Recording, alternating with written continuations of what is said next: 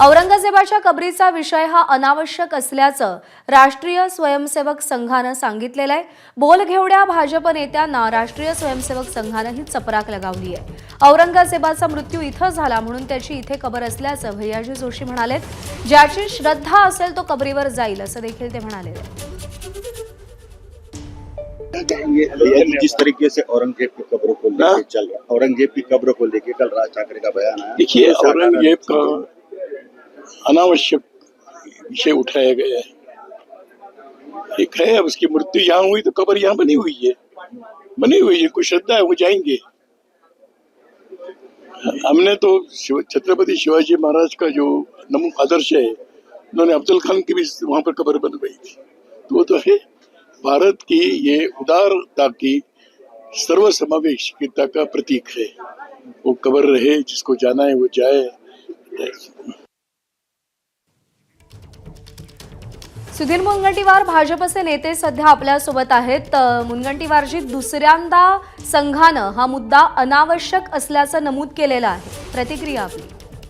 नाही, संघाने आपली भूमिका स्पष्ट केली। लोकांना संघाकडून ही भूमिका जी आहे ती अपेक्षित होती आणि ती भैयाजींनी आपली भूमिका स्पष्ट केली आहे की आता या देशामध्ये ज्या पद्धतीने आमदार अबू आझमींनी कारण नसताना ही आग जाळली, छावा चित्रपट लोक पाहायचे, शिवभक्त जेव्हा तो चित्रपट बघून बाहेर यायचे तेव्हा त्यांच्या मनामध्ये औरंगजेबाची जी क्रूरतेची, सैतानी, ही जी हैवानाची भूमिका बघून जेव्हा ते बाहेर यायचे मनात राग असायचा। आणि अशा प्रसंगामध्ये कारण नसताना त्या आमदार अबू आझमींनी जर असं वक्तव्य केलं नसतं तर हा मुद्दा कदापि आला नसता। नाही, पण भाजपच्या सुद्धा काही नेत्यांनी अत्यंत आक्रमकपणे भूमिका घेत वक्तव्य केलेली आहेतच की। शेवटी तो चित्रपट पाहिल्यावर कोणत्याही शिवभक्ताला क्रोध येणं स्वाभाविक आहे। हातावर हात देऊन तो बसणार नाही। त्या औरंगजेबाची वकिली करणारे जोपर्यंत या देशामध्ये काही लोक आहेत ते मुठभर का असेना, पण ते जर अशा पद्धतीने छत्रपती शिवाजी महाराजांच्या महाराष्ट्रामध्ये औरंगजेबाची बिनाफीची वकिली करत असेल, जो औरंगजेब पापी होता, दुष्ट होता, रावणापेक्षा जास्त वाईट वृत्तीने आपल्या वडिलांना कैद खाण्यात ठेवलं, पाण्याच्या थेंबासाठी मोताज केलं, सख्खा भाऊ दाराशी कोहळला संपवलं, त्याचा पोरगा त्याच्या विरुद्ध बंड करून गेला। आता संघानं जी भूमिका मांडली किंवा भैयाजी जोशींनी जी भूमिका मांडली त्याच्याशी भाजप आणि भाजपचे नेते सहमत आहेत? असं आहे की मी पुन्हा तुम्हाला सांगतोय, भाजपने कधीच अधिकृत भूमिका या बद्दल व्यक्तच केली नव्हती। भारतीय जनता पार्टीने तुम्हाला असं अधिकृत भूमिका भारतीय जनता पार्टीच्या प्रवक्त्यांनी कधी व्यक्त करताना बघितलं का? पण या देशामध्ये कोणत्याही पक्षाचा शिवभक्त असू द्या, त्या सर्वांनीच या संदर्भामध्ये राग जेव्हा अबू आझमीचा आला तेव्हा आपापली वक्तव्य केली आहे।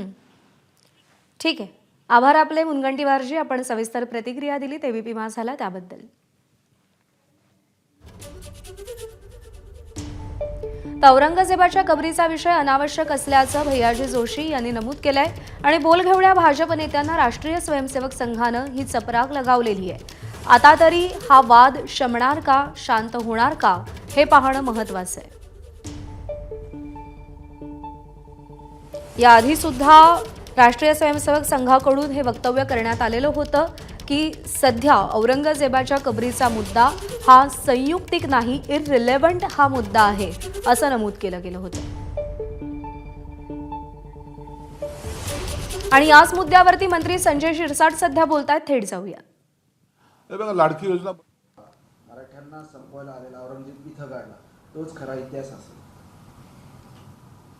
औरंगजेबाच्या बाबतीमध्ये अनेक लोक आपले तर्क लावतात। आमची जी काही भूमिका आहे ती अत्यंत वेगळी आहे। औरंगजेबाला मारलं गेलं नाही, औरंगजेबाचा जो मृत्यू झाला तो नगरला झालेला आहे, जे आजचं अहिल्यादेवी नगर आहे। आणि औरंगजेबाने त्याच्या काळामध्ये त्यांनी घेतली ती जागा त्या ठिकाणी स्वतःची म्हणजे डेड बॉडी ज्याला म्हणतो तिथं त्या असावी असं त्याचं एकंदरीत स्वप्न होतं। आणि म्हणून नगरला मेल्यानंतर त्याला पुरायला संभाजीनगरला आणलं। म्हणून औरंगजेबाला गाडलं किंवा औरंगजेबाला आम्ही कुणी गाडलंय अशातला काही भाग नाही आहे. हा चुकीचा इतिहास कोणतरी त्यांना सांगितलेला आहे.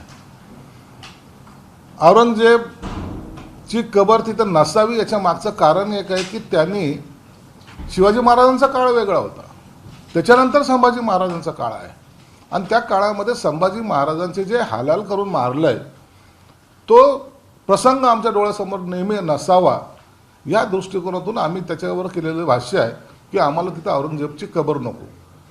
त्याला आम्ही गाडले का तर नाही गाडलं आम्ही, त्याने स्वतःला तिथं गाडून घेतलेलं आहे. म्हणून तो इतिहास आम्हाला पुसायचा आहे, हे त्याच्या मागचं आमचं धोरण होतं. त्यात राजकारणाचा भाग येत नाही.